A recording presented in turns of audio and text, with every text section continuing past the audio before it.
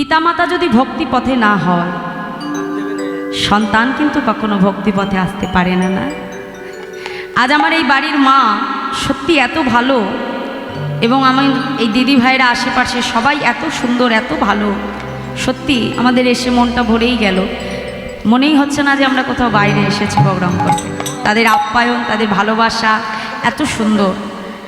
আর আপনারা সকলে আমার দাদা ভাইকে কৃপা করবেন, সন্দীপদাকে কৃপা করবেন, তিনি যেন, কারণ ভক্ত কৃপা না হলে কখনো কিছু সম্ভব নয়। এ জগতে অর্থ কিন্তু আমাদের অনেকের আছে মা, তাই না? অর্থ অনেকের আছে, কারোর হয়তো একটু কম আছে, কারোর বেশি আছে, কিন্তু সেই অর্থকে পরমার্থিক সেবায় দান করবার মতো মন, এই মন কিন্তু ভগবান সবাইকে দেয় না গো। আজ তার পিতা মাতা, আমার ঘরের মা এত ভক্তিপথে, তার পিতা এত ভক্তিপথে ছিল বলেই আজ এক ভক্ত সন্তানের জন্ম দিতে পেরেছে। আর আমার বাড়ির মায়ের আরও ইচ্ছে যে আমার দাদা যত ভক্ত, তার থেকে যেন তার সন্তান আরও দ্বিগুণ ভক্ত হতে পারে। তাই আপনাদের আশীর্বাদ, কৃপার হাত তাদের উপর রাখবেন, তারা যেন এমনভাবেই ভক্ত হয়ে, এমনভাবেই ভগবানের সেবা, ভক্ত সেবা তারা যেন করে যেতে পারেন। নেতাই গৌর হরি বল, হরি বল, হরি বল, হরি বল, জয় রাধে। তাই আসুন ছোট্ট করে একটু গৌরচন্দিকা করে তারপর আমরা লীলার মধ্যে প্রবেশ কোলে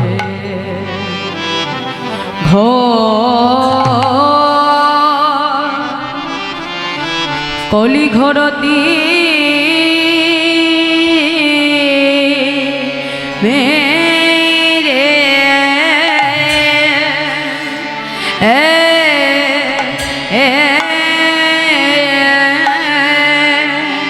ও হে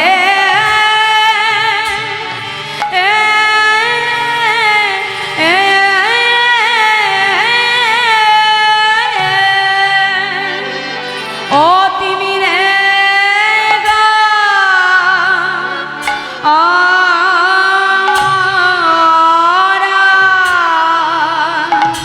আয়া সব মায়ার অন্ধ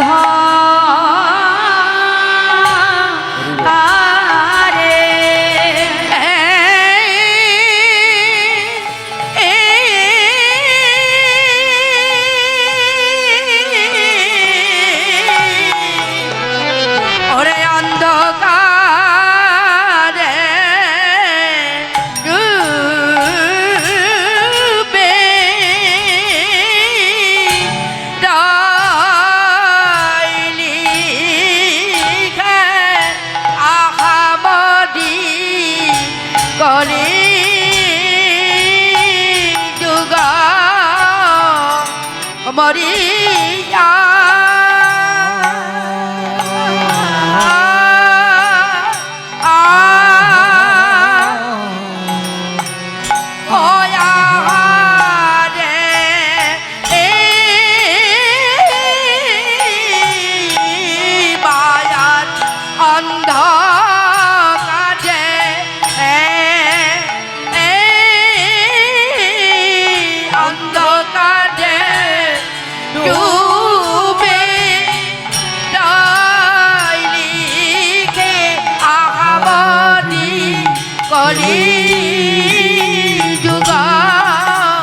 মরিয়া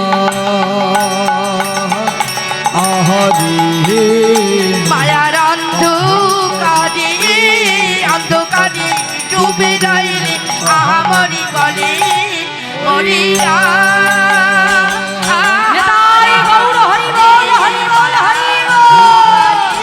অন্ধকারে ডুবে রইলে আহামরি গলে মরিয়া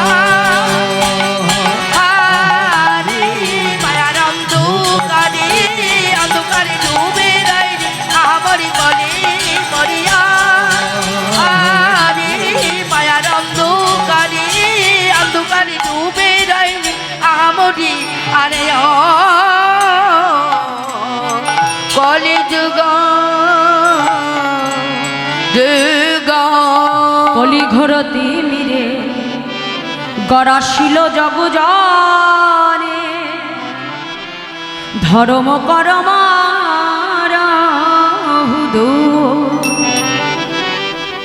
কলি ঘরতি মিরে গড়াশিল জগজনে ধর্ম করমর হদ।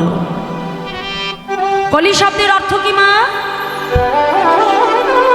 কলি শব্দের অর্থ হলো কলহ, মানে গন্ডগোল, মারামারি, দাঙ্গা, যেটা এই কলিযুগে সব থেকে বেশি, তাই না মা?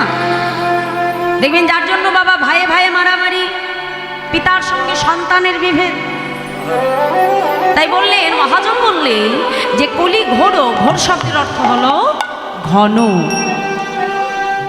আর তিমির শব্দের অর্থ হলো অন্ধকার।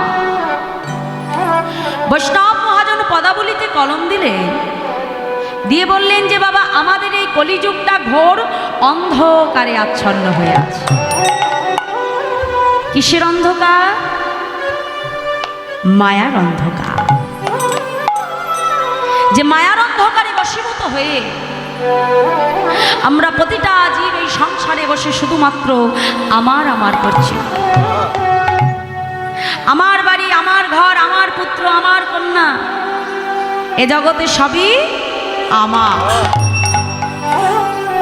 কিন্তু একবারও আমরা এটা চিন্তা করে দেখি না যে এ জগতে সবই যদি আমার হয় তাহলে আমি কার? কি মায়েরা কখনো চিন্তা করে দেখেছি যে বাড়ি আমার, পুত্র আমার, কন্যা আমার, সংসার আমার, সবই আমার, তাহলে আমি টাকা কি? আমি কোথা থেকে এসেছি আর কোথায় আবার আমাকে ফিরে যেতে হবে? কখনো কি চিন্তা করে দেখেছি বাবা? আমরা চিন্তা করতে পারি না। আমরা মনে করি যে এই যে দুদিনের নাট্যমঞ্চে আমরা দাঁড়িয়ে আছি, আরামসে খাচ্ছি, আরামসে ঘুরছি, আরামসে আনন্দ করছি, ঘুরে বেড়াচ্ছি, এটাই বুঝি আমাদের জীবন। কিন্তু না মা, এটা কিন্তু আমাদের জীবন নয়। এটা শুধু দুদিনের আনন্দ মাত্র, ক্ষণিকের আনন্দ। আজ আছে, কাল নেই। আজ আমার কাছে আছে অর্থ, কাল আমার কাছে নাও থাকতে পারে, তাই না? তাহলে এ জগতে যাকে আমরা আমার বলে আঁকড়ে ধরি তারা কিন্তু প্রকৃতপক্ষে আমার নয়। এই প্রশ্নটা জেগেছিল স্বর গোস্বামীর এক গোস্বামী, যার নাম মাগো সনাতন গোস্বামী। এই সনাতন গোস্বামী কিন্তু বাবা যেমন তেমন মানুষ ছিলেন না। এই সনাতন গোস্বামী, রূপ গোস্বামী, এরা দুই ভাই। নবাবের দরবারে তারা একজন ছিলেন অর্থমন্ত্রী আর একজন ছিলেন প্রধানমন্ত্রী। যেখানে বাবা বেনামাজি শাসনতান্ত্রিক সমাজে, মানে যারা নামাজ পড়ে না তাদের হাতে কখনো, মুসলমান শাসনতান্ত্রিক সমাজে তাদের হাতে কখনো শাসনভার তুলে দেওয়া যায় না। তাহলে সেখানে তারা কতটা যোগ্য ছিল যে একজন হিন্দু ঘরের সন্তান হয়ে মুসলমানের রাজত্বে বসে একজন অর্থমন্ত্রী, একজন প্রধানমন্ত্রীর পদে বসে আছে। সেই সনাতন গোস্বামী এত অর্থ, এত প্রাচুর্য, এত কিছু, অর্থের ভেতরে থাকতে থাকতে একদিন সনাতন গোস্বামীর মনে প্রশ্ন জাগলো, হে দয়াময়, এ জগতে সবই তো আমার, তাহলে আমি কার? যখন প্রশ্নটা জাগলো গো মা, ঘর থেকে শুধুমাত্র একটা কম্বলকে আশ্রয় করে পথের সন্ধানে আজকে তার উত্তর পাবে বলে পথে পথে পাগলের মতো সনাতন গোস্বামী কেঁদে কেঁদে ঘুরে বেড়ায়। আর ঘুরতে ঘুরতে হঠাৎ করে জানতে পারলেন যে গৌর হরি আমার কাশী ধামে বিরাজমান। সনাতন গোস্বামী ছুটতে ছুটতে আজকে গৌর হরির কাছে এসে চরণটা জড়িয়ে ধরেছে, দয়াময় প্রভু, আজ তোমার কাছে আমার একটা প্রশ্ন আছে দয়াময়, আমার দিকে চেয়ে দেখো। আজ আমার বলতে যা কিছু আছে আমি সর্বস্ব ত্যাগ করে তোমার কাছে এসেছি, বলো না প্রভু, এ জগতে সবই তো আমার, তাহলে আমি কার? আমি কে, কে আমার, কেন মরে জানি তো প্রত্যয়, ইহা না জানিলে জীবের কৈছুহিত হয়। গৌরহরি বলছে, সনাতন, তুমি সর্বস্ব মায়া ত্যাগ করে আমার কাছে এসেছ? না না, তুমি এখনো তোমার মায়া ত্যাগ করতে পারো না।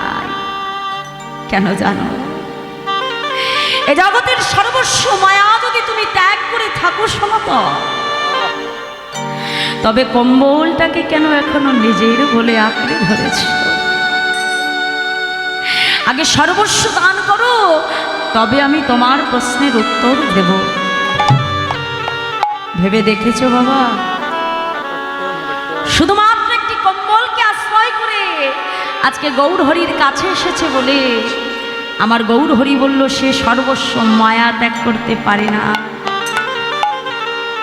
তাহলে এ সংসারে যে আমরা কত কিছুকে আশ্রয় করে বসে আছি, বাড়ি আমার, গাড়ি আমার, পুত্র আমার, তাহলে আমরা কেমন করে ভগবানকে পাবো বাবা? আমরা কেমন করে তার কাছে যাব? আমাদের ভেতরে যে শুধু মায়া আর কামনা, বাসনা, যে বাসনার প্রাচীর ভেদ করে আমরা ভগবান পর্যন্ত পৌঁছাতে পারি না। এ জগতে অনেকে বলে যে ভগবান কি আছে? তুমি ভগবানকে সেবা দাও, ভগবানকে খায়? খাবে বাবা? আমাদের হাতে সেবা করে না। কেন করে না? কারণ আমরা তাকে সেবা দিতে পারি না। আমরা তাকে ডাকার মতো ডাকতে পারি না বলে ভগবান সেবা করে না মা। কারণ আমরা ভগবানকে সেবা দিই পাথরের বিগ্রহ ভেবে, আমরা ভগবানকে সেবা দিই চিত্র পট মনে করে। তাহলে যেখানে আমাদের ভক্তি নাই সেখানে ভগবান আসে কেমন করে? সনাতন গোস্বামী ঘরের বাহিরে যে এক ভিখারিকে কম্বলটা দান করে আজ শূন্য হাতে গৌরহরির কাছে এসে দাঁড়িয়ে বলল, দয়াময়, একবার আমার দিকে চেয়ে দেখো প্রভু। এ জগতে আমার বলতে যা কিছু আছে আমি সর্বস্ব পরিত্যাগ করে যে তোমার কাছে এসেছি দয়াময়। এ জগতে যে আমার বলতে আর কিচ্ছু নাই প্রভু। বলো বলো দয়াময়, আমি কে? আমি কোথা থেকে এসেছি আর কোথায় যাব? ভগবান বললেন, সনাতন, এই যে প্রশ্নটা তুমি করেছো সনাতন, এ শুধু তোমার একার ক্ষেত্রে নয়, জগতে যত জীব আছে সকলে জীবের একটাই পরিচয়। সেটা কি জানো সনাতন? শোনো তবে, জীব নিত্য কৃষ্ণ দাস, জীব নিত্য কৃষ্ণ দাস, তাহা ভুলি গেল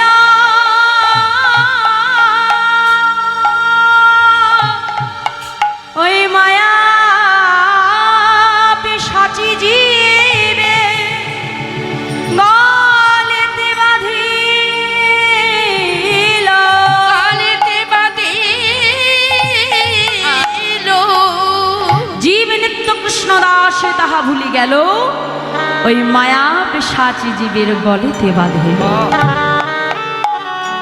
তাহলে এ জগতে কিন্তু আমাদের সবার একটাই পরিচয় গো মা। যেই পরিচয়টা আমরা আমাদের নিজের পরিচয় বলে মনে করি সেটা কিন্তু আমাদের আসল পরিচয় নয়। যেই বাড়িটাকে আমরা নিজের বাড়ি বলে মনে করি সেটা আমাদের আসল ঠিকানা নয়। দুদিনের অতিথি হয়ে এসেছি, সময় যখন হবে আবার ওখান থেকে আমাদের আপন স্থানে ফিরে যেতে হবে। তাহলে আমাদের আসল ঠিকানা কোথায়? সেটা হলো গোবিন্দ চরণ।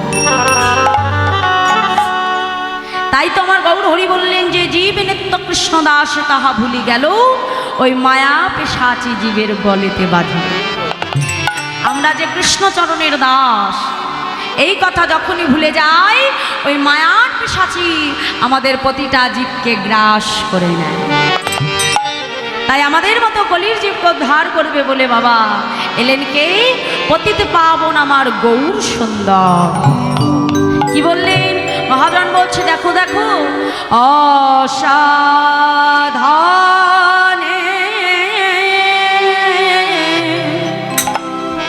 চিন্তামণি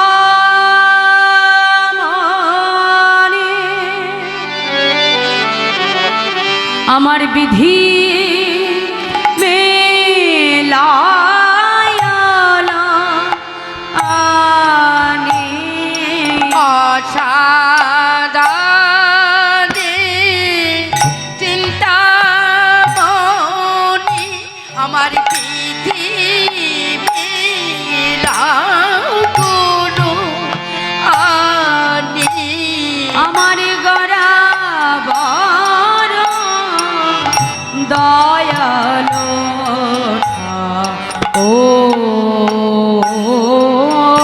আমার গোরা বড় দয়ালো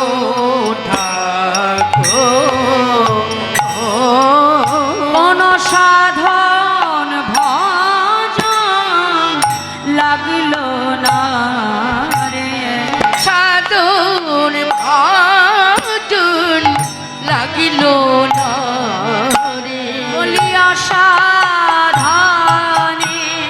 পাওয়া গেল সাধন ভজন লাগলো না রে অসাধনে পাওয়া গেল কোন সাধন ভজন লাগিল না রে বলি অসাধনে পাওয়া গেল কোন সাধন ভজন লাগিল না রে বলি কলি যোগে হয়ে গেল অসাধনে পাওয়া গেল বলি অসাধনে পাওয়া গেল সাধন ভজন সাধনে পাওয়া গেল সাধন ভজন লাগলো না রে অসাধনে পাওয়া গেল সাধন ভজন লাগলো না রে অসাধনে পাওয়া গেল সাধন ভজন লাগলো না। এই কলিতে কিন্তু আমার গৌরহরিকে পাওয়ার জন্য কোনো কষ্ট করা লাগে না মা, অতি সহজে কিন্তু ভগবানকে লাভ করা যায়, তাই না? কষ্ট করতে হয় বাবা। কৃতে যথাতি কৃষ্ণ তেতায় যাচ্ছে তোমাকই দাপুরি পরিচার্যান কলৌ তদ্ধরি সংকীর্তনা। ও মায়েরা, সত্যযুগে ভগবানকে পাওয়ার জন্য ধ্যান করতে হতো, ত্রেতা যুগে ভগবানকে পাওয়ার জন্য যাগ যজ্ঞ করতে হতো, আর দাপরে ভগবানকে পাওয়ার জন্য পূজা অর্চন করতে হতো। কিন্তু আমাদের কলির জীবের কি সময় আছে ধ্যান তপস্যা যাগ যজ্ঞের মধ্যে দিয়ে ভগবানকে পাবো? কি মায়েরা সময় আছে? ধ্যান করে ভগবানকে পাবো সময় আছে? বলো এই 3 ঘন্টার সময় তাই দেখো কয়জন এখানে বসে থাকে। কারণ প্রভু আমাদের সবই দিয়েছে, কিন্তু তার সঙ্গে মনটাকে দিয়েছে চঞ্চল করে, তাই না? কারণ মনকে যদি আমাদের স্থির থাকতে হয়, স্থির রাখতে হয়, তাহলে সবাই তো হরি কথা শুনে সবাই তো বৈকুণ্ঠ প্রাপ্তি হয়। সেটা যদি হয় তাহলে কলি মহারাজের রাজত্ব চলবে কেমন করে? ওই জন্য মনটাকে বড় চঞ্চল করে দিয়েছে। তাহলে আমার গৌরহরি দেখলেন যে কলির জীবের সময় হবে না ধ্যান তপস্যার মধ্যে দিয়ে ভগবানকে পাবে। তাই কিন্তু আমার গৌরহরি আমাদের জন্য কোনো মোটা মোটা গ্রন্থ রচনা করে যান, আমাদের জন্য প্রভু 8টি শ্লোক তিনি বর্ণনা করলেন। আপনারা যারা শাস্ত্রজ্ঞ আছেন তারা সকলেই জানেন, যাকে বলা হয় বাবা শিক্ষাষ্টকম। এই শিক্ষাষ্টকমের সর্বপ্রথম শ্লোকে আমার গৌরহরি বর্ণনা করলেন, এই যে আপনারা আজকে হরিনাম শ্রবণ করছেন, তাহলে বাবা আপনাদের নিশ্চয়ই কোনো লাভ আছে বলে আপনারা এসেছেন, কি তাই তো? এত ঠান্ডার মধ্যে এসেছেন কেন? নিশ্চয়ই কিছু পাবেন বলে এসেছেন না? আমরা এই যে হরিনাম করছি সকলে কেন করছি? নিশ্চয়ই কিছু পাবো বলে করছি। হ্যাঁ, তাহলে আমার গৌরহরি বললেন এই যে হরিনাম শ্রবণ, হরিনাম কীর্তন, আর যারা হরিনাম দিচ্ছে, মানে এই যে এত সুন্দর আয়োজন করেছে যে আমার সন্দীপ দাদা, তারা এই যে হরিবাসরের আয়োজন করেছে, আমার গৌরহরি বললেন এই এক হরিনামের দ্বারা সকল জীবের সাতটা উপকার হয়ে যায়। তা সাতটা উপকার কি মা বলে দিই। গৌরহরি বললেন যে চেত দর্পণ মার্জনা, ভব মহাদাবাগ্নি নির্বাপনা, শ্রেয়া কৈরব চন্দ্রিকা বিতরণাং বিদ্যা বৌধু জীবনা, আনন্দম বুদ্ধিবর্ধনাং প্রতিপাদং পুণ্যামৃত স্বাদনাং, সর্বাত্মা স্নাপনাং পরং বিজয়তে শ্রীকৃষ্ণ সংকীর্তনা। কথাগুলো একটু মন দিয়ে বুঝে নিতে হবে কিন্তু মা, কারণ আমি যে কথাগুলো বলবো সবই কিন্তু শাস্ত্রের ভেতরে। এটা আমার মুখের কথা নয়, স্বয়ং গৌরহরি তিনি বদন থেকে বলছেন। বাবা কি বললে যে চেত দর্পণ মার্জনা। চেত মানে কি বাবা? চেত মানে হলো চিত্ত, মানে মন। দর্পণ মানে হলো আয়না, আর মার্জন মানে হলো ঘষে মেজে পরিষ্কার করা। তাহলে বাজার থেকে যদি আমরা একটা দামি আয়না কিনে আনি বাবা, ধরুন ওই আয়নার ভেতরে কাদা দ্বারা লিপ্ত হয়ে আছে, তাহলে আয়নায় কি নিজের মুখটা দেখা যাবে? যাবে না। তাহলে দেখা যাবে কি করলে বাবা? পরিষ্কার করতে হবে, তাই না? শ্যাম্পু ট্যাম্পু দিয়ে ভালো করে পরিষ্কার করলে তবে নিজের মুখ দেখা যায়। আমার গৌরহরি বললেন যে আমাদের প্রত্যেক ভক্তের এই দেহের মাঝে একটা আয়না রয়েছে, সেটা কি? মন রূপী আয়না। বাজারের আয়নাটা যেমন তুমি শ্যাম্পু দ্বারা পরিষ্কার করতে পারবে, দেহের আয়না তো শ্যাম্পু দ্বারা পরিষ্কার হবে না গো মা। তাহলে দেহের আয়না আপনি পরিষ্কার করবেন কি করে? না হরিনাম সংকীর্তন রূপী মাজন দ্বারা। এই হরিনাম সংকীর্তন আপনি যত আস্বাদন করবেন, আপনার দেহের মলিনতা দূর হয়ে আপনার আয়না যত পরিষ্কার হবে, তত আপনি হৃদয় মন্দিরে গোবিন্দ দর্শন করতে।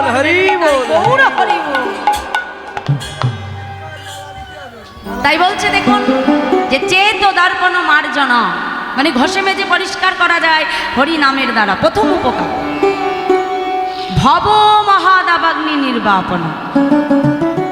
এই হরিনামের দ্বারা যে আমাদের সমাজে চারপাশে যে দাউ দাউ করে কামনা বাসনার আগুন জ্বলছে, এই আগুনটা নিভে যাবে কিসের দ্বারা? হরি নামের দ্বারা। দেখুন চারপাশে কত মারামারি, কত দাঙ্গা, হ্যাঁ, পিতার সঙ্গে সন্তানের হচ্ছে, ধর্মের সঙ্গে ধর্মের হচ্ছে, তাই না? পার্টির সঙ্গে পার্টির বিভেদ হচ্ছে। কিন্তু যাদের মধ্যে এত বিভেদ, মহাজন বলল এই বিভেদটা ধীরে ধীরে নিববে কিসের দ্বারা? হরি নামের দ্বারা। আমরা এত কিছুর পেছনে ছুটি মা, তাই না? কিন্তু হরি নাম যেখানে হয়, হরি কথা যেখানে হয়, সেখানে কয়জন আসে বলুন তো? কয়জন আসে? যেখানে দেখুন মিটিং মিছিল হচ্ছে, সেখানে লক্ষ লক্ষ মানুষের ভিড় হয়ে যাচ্ছে, কত দাঙ্গা, কত মারামারি, কিন্তু সব কিছুকে অগ্রাহ্য করে সেখানে ছুটে যাচ্ছে। কিন্তু একটা সুন্দর হরিবাস, যেখানে হরি কথা হচ্ছে, ভগবান কথা হচ্ছে, ভাগবত কথা হচ্ছে, সেখানে কয়জন মানুষ আসে? আসে না। কারণ আমরা যেটা করলে ক্ষতি হবে সেদিকে কিন্তু আগে ছুটে যায়।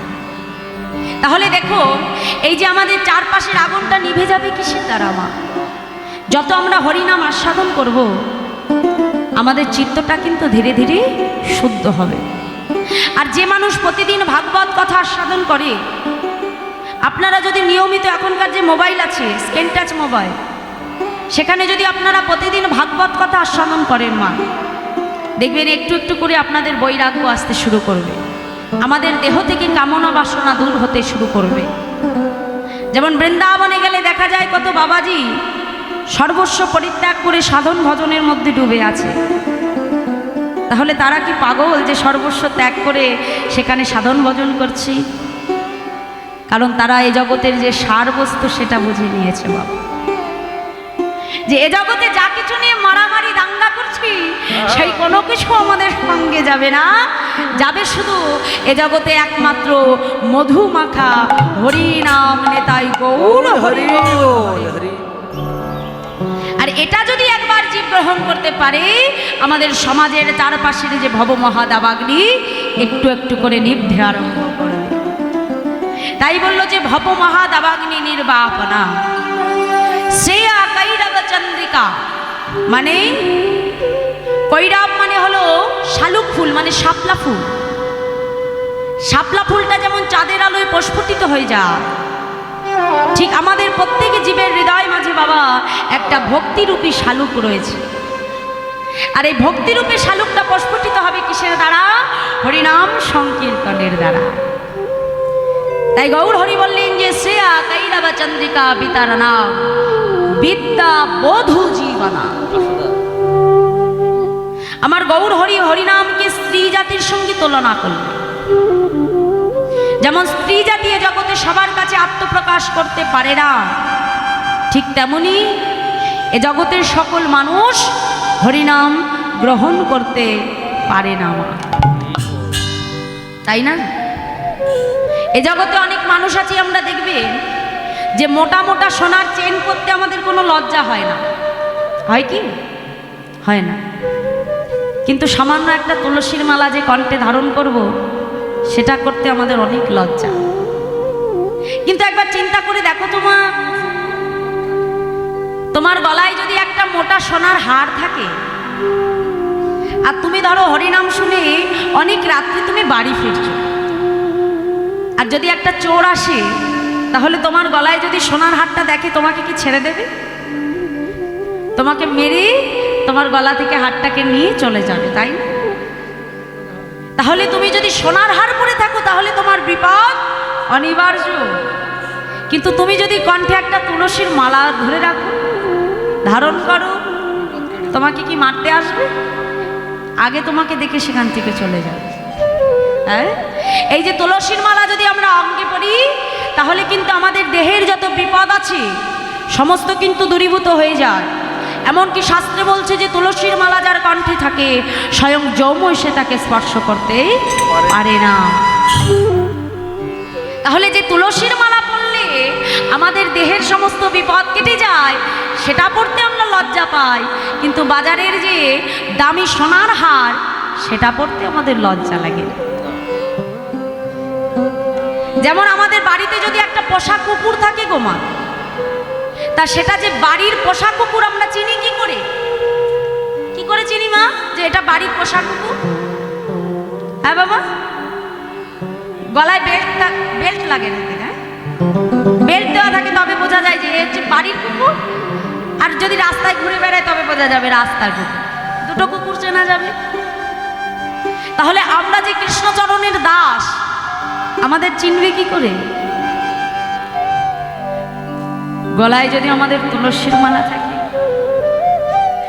যদি এই হরিনামের বেল্ট আমরা পড়তে পারি বাবা, তাহলে বোঝা যাবে যে আমরা হলাম কৃষ্ণচরণের দাস, নিতাই গৌর হরি বল। তাহলে বলুন, বাড়ি যে তুলসীর মালা পরবেন না সোনার হার পরবে? কি পরবে? আগে যে তুলসীর মালা পরবেন, তুলসী মালা পরার জন্য কোনো বয়স লাগে না। হ্যাঁ, যে গুরু দীক্ষা গুরু শিক্ষা গ্রহণ করেনি, দেখুন, যদি আপনাদের গুরু দীক্ষা গুরু শিক্ষা গ্রহণ করা না হয়, সবাই করেছেন কি? কার কার হয়েছে একটু হাত তুলে দেখান তো দেখি। বা বেশিরভাগ মানুষেরই হয়ে গেছে। আর যাদের এখনো হয়নি মা, তারা কিন্তু আগে গুরু দীক্ষা গুরু শিক্ষা গ্রহণ করবে। কেন জানেন মা? কারণ আমাদের যে এই যে দেহটা, আমরা কিন্তু জানি না যে আমাদের এই দেহে কবে আমাদের দেহ ছেড়ে চলে যেতে হবে। তা আমাদের যদি গুরু দীক্ষা গুরু শিক্ষা না হয়, তাহলে কিন্তু আমাদের এই দেহটা শুদ্ধ হয় না। কুরুক্ষেত্রের যুদ্ধ যখন হয়েছিল, অর্জুন মনে মনে চিন্তা করছে যে কুরুক্ষেত্রের যুদ্ধে তো এত মানুষকে হত্যা করা হলো, তাহলে আমার বুঝি অনেক পাপ হয়েছে। দেখুন, ভগবানকে আমরা চিনতে পারি না, কাছে পেয়েও ভগবানকে চেনা যায় না। কারণ চেনার মতো নয়ন আমাদের এখনো হয় না। তা অর্জুনের একবার এমন ভ্রম হয়ে গেল, ভুল হয়ে গেল। অর্জুন মনে করছে যে কুরুক্ষেত্রের যুদ্ধে অনেক মানুষকে হত্যা করে বুঝি অনেক পাপ হয়েছে, তাই সে ঠিক করলো কি বাবা একটু গঙ্গা স্নান করুন। ভগবানকে ডেকে বলছে, মাধব এত যুদ্ধ বিগ্রহ করলাম, আমার মনে হয় যে আমার অনেক পাপ হয়ে গেছে, তাই আমার পাপের খণ্ডন করতে হবে। কি করবে তুমি অর্জুন? বলছে আমাকে গঙ্গা স্নান করতে হবে। ভগবান মৃদু হাসল, হেসে মনে মনে চিন্তা করছে, অর্জুন যার চরণতল থেকে গঙ্গার উৎপত্তি, তুমি তার চরণ ছেড়ে গিয়ে কিনা চাইছো গঙ্গা স্নান করবে। বেশ চলো তাই হয়। অর্জুনকে কি করলো মায়ের একটু মন দিয়ে আস্বাদন করো। অর্জুনকে রথে বসে নিয়েই ভগবান আজকে রথ চালিয়ে এলেন কোথায়? একটি গঙ্গার পাড়ে। যখন গঙ্গার পাড়ে রথটাকে রেখেছে, অর্জুনকে রেখে বলছে, অর্জুন একটা কাজ করো, তুমি বরং গঙ্গা স্নান করতে লাগো, আমি আমার রথের ঘোড়াগুলোকে অনেকদিন কিছু খাওয়া হয়নি তো, একটু জল একটু ঘাস খাইয়ে নিয়ে আসি। কারণ ভগবান যদি না চলে যায় তাহলে তো অর্জুনকে শিক্ষা দেওয়া হবে না, কারণ অর্জুনকে শিক্ষা দিতে হবে। এই বলে ভগবান সেখান থেকে চলে গেল। এখন অর্জুন রথের উপরে বসে আছে মা, এমন সময় একদল মানুষ কাঁধে করে একটা মরা নিয়ে শ্মশানে এসেছে। সব দেহ নিয়ে এসেছি শ্মশান ঘাটে। এখন ভাইরা গঙ্গার পাড়ে শ্মশান এসে যখন সব দেহটাকে রেখেছে, এখন দুই ব্যক্তি যখন সব দেহকে দাহ করতে যাবে, দেখছে যে দাহ করবার জন্য যে আগুন সেটা আনতে ভুলে গেছে। এখন এক ব্যক্তি আর এক ব্যক্তিকে ডেকে বলছে, ভাই দেখ মরা রেখে তো যাওয়া যায় না, তা একটা কাজ কর, তুই বরং মরাকে স্পর্শ করে থাক, আমি একটু যে আগুন নিয়ে আসি। এখন মরার কাছে কেউ থাকতে চাইব না, বলছে আমি বাবা এখানে একা একা থাকতে পারবো না, আমি যাই তুই বসে থাক। এখন ও বলে আমি যাব, ও বলে আমি যাব। এখন দূরে তাকিয়ে দেখছে যে অর্জুন রথের উপরে বসে আছে। ডেকে বলছে, আচ্ছা তাহলে একটা কাজ কর, চল আমরা দুজনেই যাই, আর ওই মানুষটাকে আমরা দায়িত্ব দিয়ে যাই সব দেহ পাহারা দেওয়ার জন্য। এখন অর্জুনকে ডেকে বলছে, এই যে ও ভাই, এই সব দেহ যে আমরা দাহ করব, তা আগুন আনতেই ভুলে গেছি, তা তুমি একটু কাজ করো ভাই, এই মরাটাকে তুমি একটু দেখে রেখো, সব দেহটা দেখে রেখো, আমরা আবার এসে সব দেহের দাহ করব। এই বলে তারা সেখান থেকে চলে গেল। এখন অর্জুন বসে বসে পাহারা দিচ্ছে রথে বসে। তা এমন সময় দেখা গেল কি মা, সেই সব দেহের কাছে দুটো শৃগাল এসেছে। একটা শৃগাল খুব মোটাসোটা স্বাস্থ্যবান, আর একটা শৃগাল খুব জীর্ণ শীর্ণ মানে রোগা। তখন মোটা শৃগালটা রোগা শৃগালকে ডেকে বলছে, ভাই আজ বহুদিন পরে খুব সুন্দর খাবার পেয়েছি, এতদিন পরে এত সুন্দর খাবার পেয়ে আমার মনে আর আনন্দই ধরছে না, চল চল চল তাড়াতাড়ি আমরা যে খেয়ে আসি। দুজনে মিলে সব দেহের কাছে দিয়ে এসেছে। রোগা শৃগালটা কি করছে মা, একবার যে ওই মৃতদেহের চরণ শোকে, একবার যে মৃতদেহের কর্ণমূল শোকে, একবার তার বদন শোকে, একবার যে তার হাত দুটো শোকে। যখন শুকে শুকিয়ে বেড়াচ্ছে, হঠাৎ মোটা শৃগালটা বলছে, তোরা তো শোকা শুকিয়ে আসছে কেন? নিজের চেহারাটা দেখেছিস? একেতেই ওই চেহারা, তার উপরে যদি এত বেঁচে গুটে খাস তাহলে আর তোকে বাঁচতে হবে না, দুদিন পরে এমনি মরে যাবে। কি এত শুকে শুকে দেখছিস রে তুই? তখন রোগা শিকারটা বলছে, এই ভাই ওই মরদেহ খাওয়া যাবে না। বলছে কেন? বলে না, ওই দেহ আমি খেতে পারবো না, আমি যদি মরেও যাই তবুও খাবো না এই দেহ। বলছে কেন? বলে আমি ওর হাত দুটো শুকে কি দেখলাম জানিস ভাই? এই হাত দিয়ে জীবনে কোনোদিনও কোনো বৈষ্ণবকে সেবা করে না। ওর চরণখানা শুকে দেখলাম, চরণ দ্বারা জীবনে কোনোদিনও কোনো তীর্থ ভ্রমণ করে না। ওর কর্ণমূলখানা শুকে দেখলাম যদি খাওয়া যায়, কর্ণমূলে যেয়ে দেখলাম জীবনে কোনোদিনও হরি নাম শ্রবণ করে না। ওর বদনখানা শুকে দেখলাম জীবনে কোনোদিনও হরিনাম উচ্চারণ করে নাই। নিতাই গৌর হরি বল, হরি বল। তাহলে এত বড় পাপীকে খেয়ে আমি আমার প্রাণ বিসর্জন করতে পারবো না। তখন মোটা শিকারটা চিল্লে উঠে বলছে, তুই খেতে গিয়েও এত কিছু করছিস? হ্যাঁ, তা এই মানুষটা যে পাপী, তা এই মানুষটার থেকেও বড় পাপী দেখবি, আমি তোকে দেখাবো। এই মানুষের থেকেও বড় মূর্খ আমি তোকে দেখাচ্ছি। দেখ, ওই যে রথের উপরে এক ব্যক্তি বসে আছে, এর থেকে অনেক বড় মূর্খ সে। অর্জুন চমকে উঠল, কি? হ্যাঁ, অর্জুন কিন্তু বাবা প্রাণীর ভাষা বুঝতে পারত। অর্জুন তখন চমকে উঠে বলল, এ কি, আমাকে মূর্খ কেন বলছে? হ্যাঁ, ছুটে এসে বলছে, এই যে আমাকে তুমি মূর্খ কেন বলছো? আমি এমন কি করলাম? তুমি করো না, আবার জিজ্ঞেস করছো যে আমি কি করলাম? যার চরণ তল থেকে ত্রিবেণী গঙ্গার সৃষ্টি হয়েছে, যার চরণ তলে ত্রিবেণী বিরাজমান, যার চরণ স্পর্শ পাবে বলে যোগী মুনি ঋষিগণ যুগ যুগ ধরে তপস্যা করে, তুমি কিনা তার চরণ তল ছেড়ে দিয়ে এসেছো তোমার পাপ থেকে খণ্ডন হবে বলে গঙ্গা স্নান করতে। যার চরণ তল থেকে গঙ্গার উৎপত্তি হয়েছে,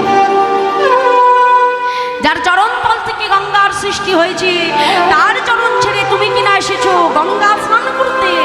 তাহলে এ জগতে তোমার থেকে বড় মূর্খ আর কেউ হতে পারে না। নিতাই গৌর হরি বল। এই বলে শৃগাল দুটো অদৃশ্য হয়ে গেল। আর এমন সময় অর্জুন যখন পেছন ফিরে তাকালেন, হঠাৎ করে দেখছে যে গোবিন্দ ঘোড়া নিয়ে হেঁটে হেঁটে আসছে। ছুটে গিয়ে যে গোবিন্দ চরণখানা বুকের মধ্যে জড়িয়ে ধরেছে, মাধব, আমি যে তোমাকে বুঝতে পারি না, আমি যে তোমাকে চিনতে পারি না, আমি কিনা তোমার চরণ ছেড়ে দিয়ে এসেছি গঙ্গা স্নান করতে। প্রভু, তুমি আমাকে কৃপা করে ক্ষমা করো, তুমি আমাকে কৃপা করে মার্জনা করো দয়াময়। ভগবান অর্জুনকে কাছে নিয়ে বলছে, অর্জুন, এই জগতের জীবই যদি আমার চরণে অদান্তে অপরাধ করে, আমি সেই অপরাধে মার্জনা করি। তাহলে মায়েরা, যেই দেহের গুরু দীক্ষা গুরু শিক্ষা হয় না, মরার পরে সেই দেহ কোনো প্রাণী সেও কিন্তু গ্রহণ করতে পারে না। তাই গৌর হরি বল, হরি বল। তাহলে আপনারা আগে গুরু দীক্ষা গুরু শিক্ষা গ্রহণ করবেন মায়েরা। আর গুরু দীক্ষা গুরু শিক্ষা গ্রহণ করলে তবে কিন্তু আমাদের এই দেহ শুদ্ধ হবে, আমরা কৃষ্ণ সেবার অধিকারী হব। তাই আমাদের মতো পতিত জীবকে উদ্ধার করবে বলে পতিত পাবন আমার গৌর হরি নদী আর পথে পথে দুটি বাহু প্রসার করে আজকে গোলকের প্রেম ধন প্রভু বিতরণ করছেন। কেমন ভাবে? ধরলা ধরলা কি শরীর প্রেম তাই ডাকে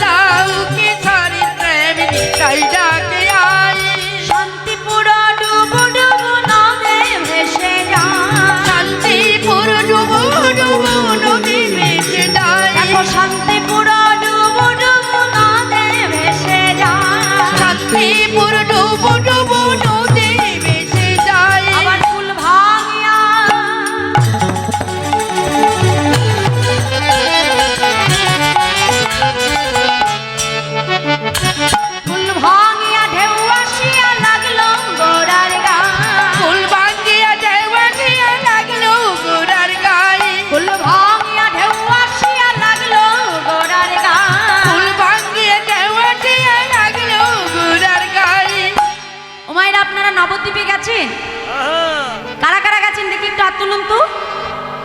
বাহ, তাহলে আজকের এই স্থানটি কোন জায়গা?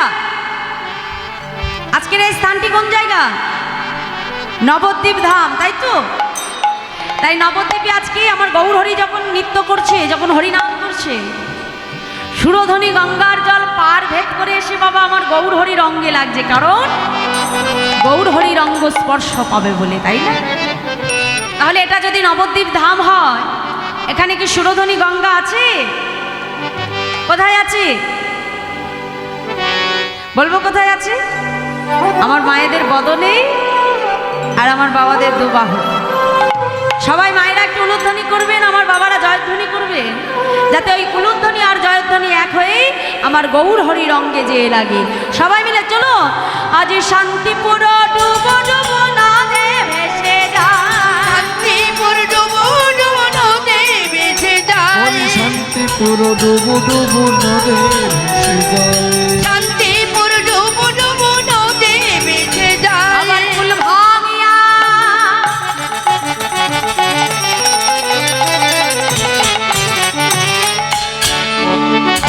ফুল ভাঙিয়া ঢেউ আসিয়া লাগলো গোড়ার গায়ে,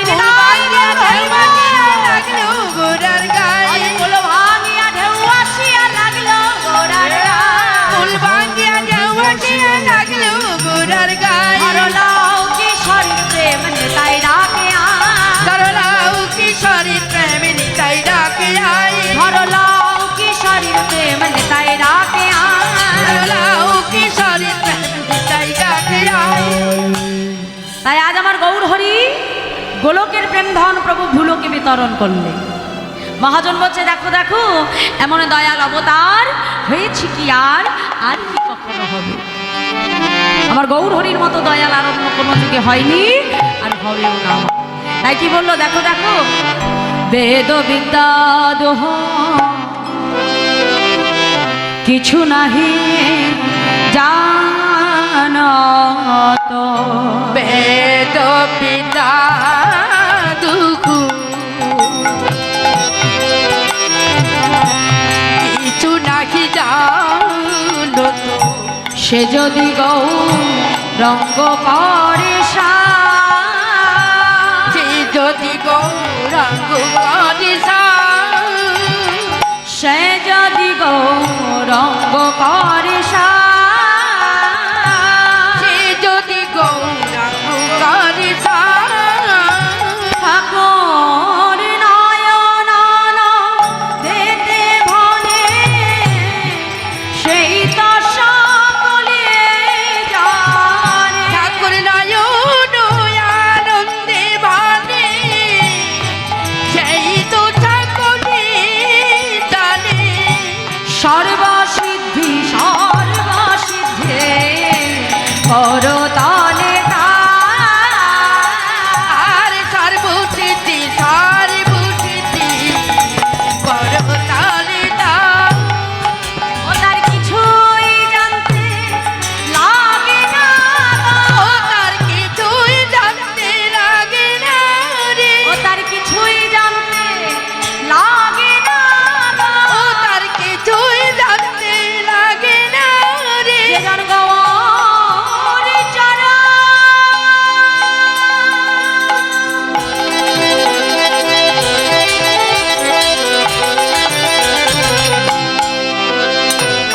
সর জেনেছে বলিয়ে সংসারকে অসার ভেবে, তাই বলি বলিয়ে সংসারকে আসার ভেবে গৌর চরণ ছাড় করেছে এসব। কিছুই জানতে লাগে না রে, সর্বসিদ্ধি সর্বসিদ্ধে করো তলে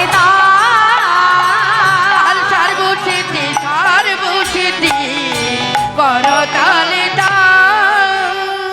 বেদ বিদ্যা দুহ কিছু নাহি জানত, সে যদি গৌরঙ্গ করে সার, ঠাকুর নয়নানন্দেতে ভনে সেই তো সকলে জানে, সর্বসিদ্ধি করো তলে তার। তাহলে এ জগতে ভগবানকে পাওয়ার জন্য বেদ বিদ্যা পাণ্ডিত্যের প্রয়োজন হয় না মা, প্রয়োজন শুধু ভক্তি। যদি ভক্তি দিয়ে তাকে ডাকার মতো ডাকা যায়, ভগবান জনম জনমে ভক্ত চরণে দাস হয়ে পড়ে থাকে। যদি ভগবানকে ভালোবাসা যায়, ভগবান যে কী করে ভক্তের জন্য, সেটাই আজকে লীলার মধ্যে থেকে আপনারা আস্বাদন করবে। আমার দাদা ভাইরা সত্যি অত্যন্ত মধুর লীলা তারা বাছাই করেছে। তারা বলেছে দিদি এই লীলাটা করবেন, তাই দাদা ভাইদের ইচ্ছে মতো আজকের এই লীলা সকলে আস্বাদন করুন। খুব সুন্দর এই লীলা আজকে তারা সিলেক্ট করেছি, আমরা সেই লীলায় আস্বাদন করব। সকলে মন দিয়ে আস্বাদন করবে। জয় রাধে। তার আগে চলুন সবাই মিলে একটু মধুময় বৃন্দাবন, কারা কারা যাবেন বৃন্দাবনে দেখি একটু। বাবা বাবা বাবা, সত্যি এখানে আমার মায়েরা খুব ভালো, ভালো তো হবে। আশা থেকে যা ভালোবাসা পাচ্ছি সেখান থেকেই বুঝে গেছি যে মায়েরা এখানে খুব ভক্তিমতী। যেমন আমার মায়েরা তেমন আমার বাবার, কিচ্ছু বলা লাগছে না, বললেই তারা দুবাহু উত্তোলন করে দিচ্ছে। জয় রাধে। তাহলে মায়েরা বৃন্দাবনে যাওয়া হয়েছে তো? সবার যাওয়া হয়েছে? সবাই গেছেন? কে কে জাননি দেখি একটু হাত তুলে দেখান তো আমাকে। কে কে জাননি? যাওয়া হয়নি? আমি যদি নিয়ে যাই যাবেন তো? এদিকে আমার বাবারা যাবেন তো? জোরে জোরে যাবেন কি না? যাবেন? বাবা বাবা, চলো সবাই মিলে মনটাকে নিয়ে আমরা মধুময়